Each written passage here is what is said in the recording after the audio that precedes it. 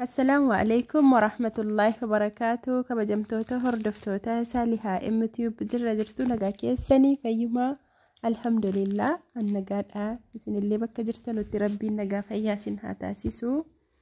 Namoonni viidiyoo kana dhaggeeffattan jechuudha.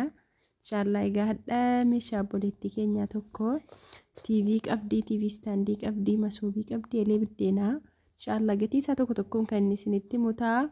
Hanga xumura viidiyoo kanaatti na waliin tura akkasuma laayikii godhaa hiriyoottan keessanii sheerii godhaa jechuudha namoota meeshaa barbaadanuuf akkasiin inshallah egaa TV kana wantiin kaartoonii isaa haala kanaan itti qabee ol qabee qaqqabee sin agarsiisaaru fi TV isa kana akka beektanuu fi akkuma argitan qodaa guutuu waliin reesiivarii diishii finyoosaa waa hunda jechuudha TV kanaaf wanti hafe hin jiru dhumateera jechuudha.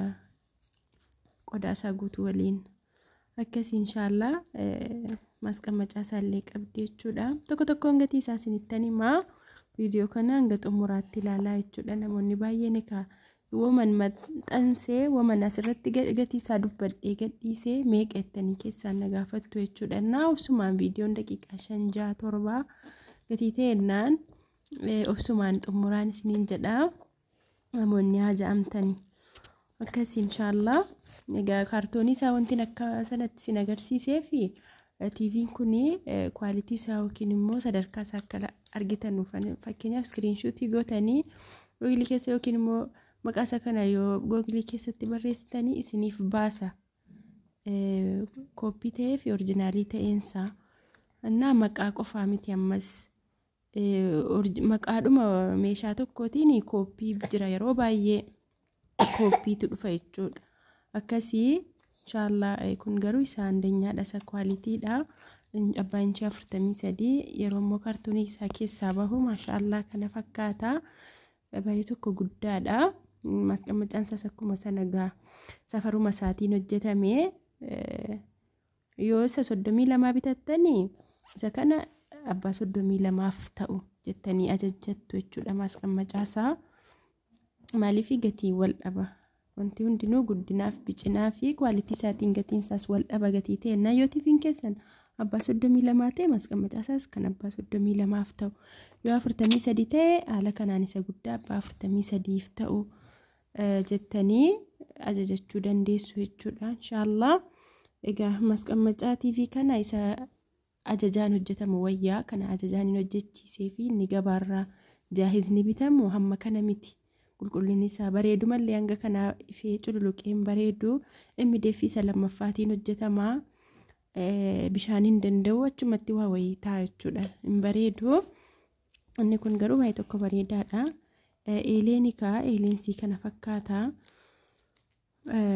Eelee kana yeroo ammaa kana birriin isaa birrii 7,000 isiidhaaf illee 7,000 nan bitee ammas akkasuma masoobii biddeenaa qabdi. Masoobii biddeenaa kanas birrii 2,500 nan bitee fi amma garuu 2,300 immoo dheengadda wayis bitee. Egaa yeroo meeshaa hedduutti kan nama 2-3-4 iddootti bitu gatiin ni qannasaa.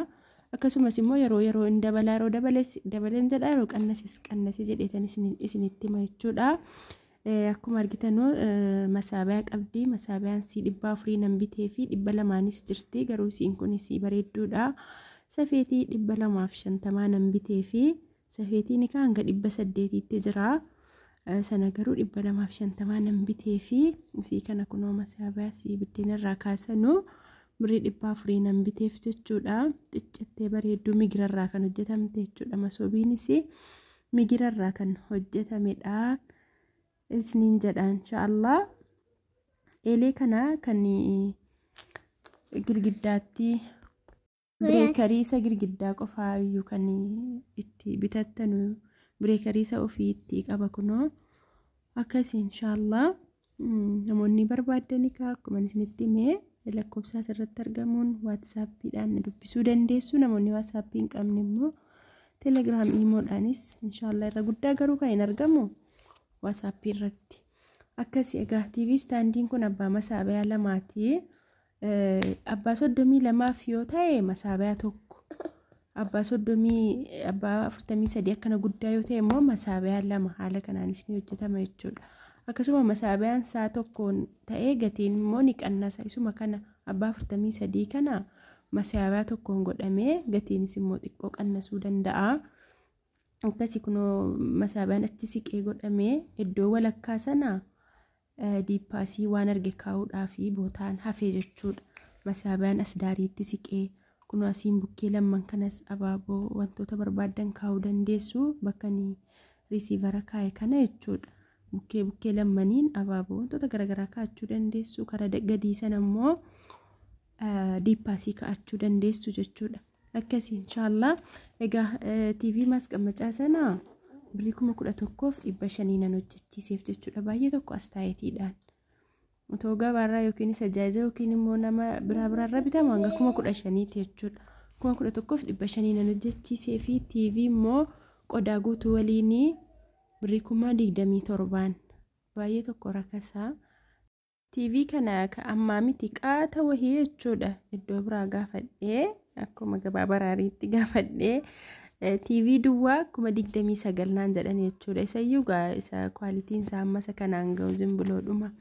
Akkasii inshallah kana garuu qodaa guutuu waliin 27,000 nan bitee ammas namoonni barbaadan gatiin isaa akkasuma dhingadda torbee darbe jechuudha. Isa ammaa kana garuu dhiifaman beeku.